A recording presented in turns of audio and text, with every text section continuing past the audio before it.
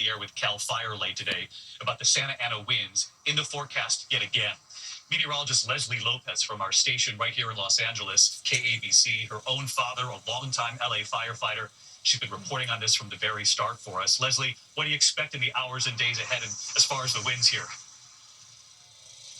David, thank you for acknowledging that. I really appreciate it. A big thanks to our firefighters. We are talking about some very strong gusty winds that started earlier this morning. It is calm right now. Unfortunately, winds will uptick a bit as we're heading into Saturday evening into Sunday. So now a new fire weather watch is going into effect for Saturday into Sunday. And there's another strong Santa Ana on the way Monday. Now, David, here's what we're looking at. The area of low pressure that brought in those extreme winds, well, now that's going to be moving out towards the rest of the country.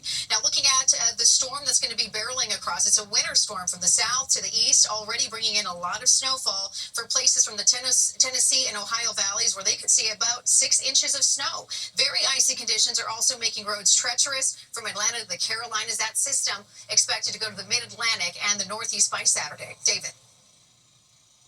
Meteorologist Leslie Lopez and the entire team at KABC doing extraordinary work during these fires. Thank you, Leslie. And we should note that our entire team is standing by for a live special edition of 2020 later tonight.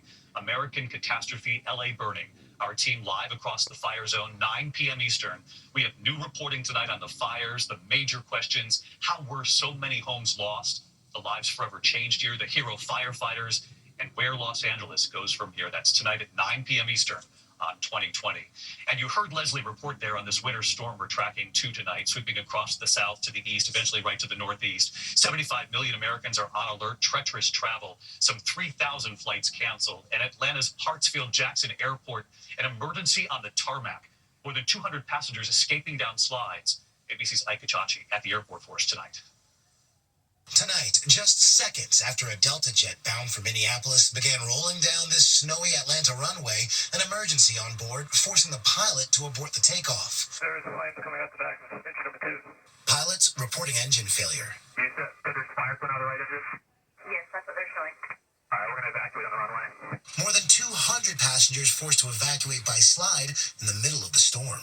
This is crazy. This is us out in the snow. 4 passengers suffered minor injuries, and 1 was taken to the hospital. The cause now under investigation. But that storm today forced ground stops for hours at Hartsfield Airport. More than 1,000 flights canceled, 3,000 flights across the country. And across the south, a state of emergency where slick roads made for dangerous driving. If you do not have to be on the road, please do not get on the road.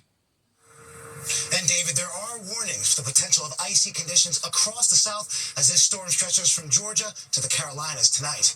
David? All right, Ike, we appreciate it. Thank you. Tonight, 10 days before the inauguration, President-elect Donald Trump now sentenced as a convicted felon. What Trump said today, appearing virtually in that courtroom. Trump will now be the first president in U.S. history to enter office a convicted felon. Here's our senior investigative correspondent, Aaron Katersky, tonight. Tonight, Donald Trump becoming the first ever president sentenced for committing a crime. Never before has this court been presented with such a unique and remarkable set of circumstances. Chief among those circumstances, Trump's win in November. It's why he received no real punishment. The only lawful sentence that permits entry of a judgment of conviction without encroaching upon the highest office in the land is an unconditional discharge. That means no prison time, no fine, and no probation. But Trump, appearing virtually, called it a terrible experience. I'm totally innocent. I did nothing wrong. A jury convicted him of 34 felony counts of falsifying business records to keep voters from finding out about his long-denied affair with porn actress Stormy Daniels. Trump faced up to 4 years in prison. Instead, Judge Juan Merchan sent the president-elect on his way with this parting message. Sir, I wish you Godspeed as you assume your second term in office. Thank you. So now, David, in just 10 days, Trump will become the first convicted felon to assume the presidency. Because this is a state case, he cannot issue a pardon to himself. David? Aaron Katersky on this again tonight. Aaron, thank you. When we come back here, the chilling new video from New Orleans for the first time here.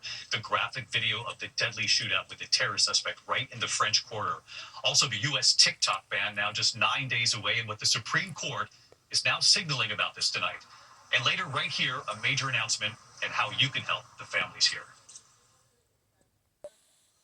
Tonight, the Supreme Court is signaling it will uphold the law banning TikTok in the U.S. The law is set to take effect in just 9 days now, blocking TikTok in America unless the China-based owner ByteDance sells the popular app to an American company.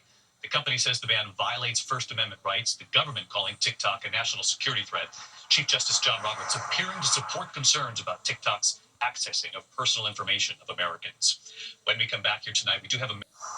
Before we go tonight, the thousands of people in need across Southern California, across the Los Angeles area. Tonight, Disney, the parent company of ABC, announcing it is donating $15 million to wildfire relief. Disney offering support to the Red Cross, the Los Angeles Fire Department Foundation, and the Los Angeles Regional Food Bank, among others. Our parent company also says it will work closely with the business community to find ways to support the rebuilding efforts in the area. The Red Cross and Salvation Army are on the ground here already. If you'd like to help, you can go to redcross.org or to salvationarmyusa.org. We thank you for watching here again tonight. A special edition of 2020 American Catastrophe LA Burning airs tonight at 9 p.m. Eastern. I'm David Miller. I'll see you then.